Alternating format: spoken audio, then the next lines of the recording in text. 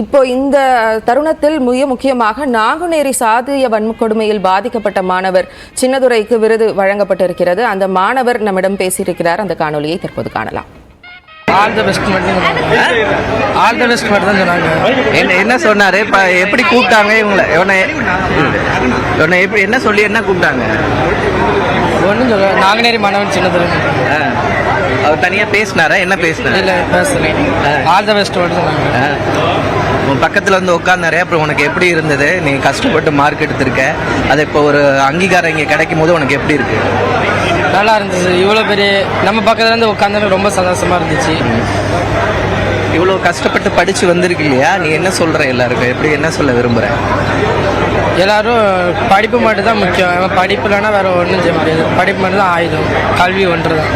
அதனால பிரதர் எல்லாரும் படிக்கிறவங்க கூட எல்லாரும் ஒன்றா பிரதராக சிஸ்டராக இருக்கும். நடிகர் விஜய் என்ன சொன்னார்? அவர் உன்கிட்ட இந்த சம்பவம் தொடர்பாக பேசினாரா? என்ன உங்ககிட்ட பகிர்ந்துட்டார்? சம்பவத்தை படி பேசுகிற எதுவும் பேசல. All the best. நீ எவ்வளோ மார்க் எடுத்திருக்க? நீ என்ன ஆக விரும்புகிற? நான் 470 மார்க் எடுத்திருக்கேன். பிகாம் முடிச்சுட்டு சி ஆகணும்னு இருக்கேன்.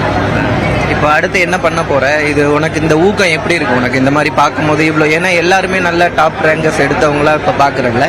இதை பார்க்கும்போது உனக்கு எப்படி இருக்கு?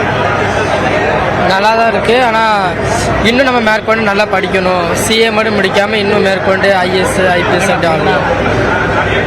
இல்லை, நீங்கள் எவ்வளோ கஷ்டப்பட்டு, ஏன்னா இவ்வளோ நிறைய சம்பவங்கள் கடந்து அதை தாண்டிலாம் வந்திருக்கு இல்லையா?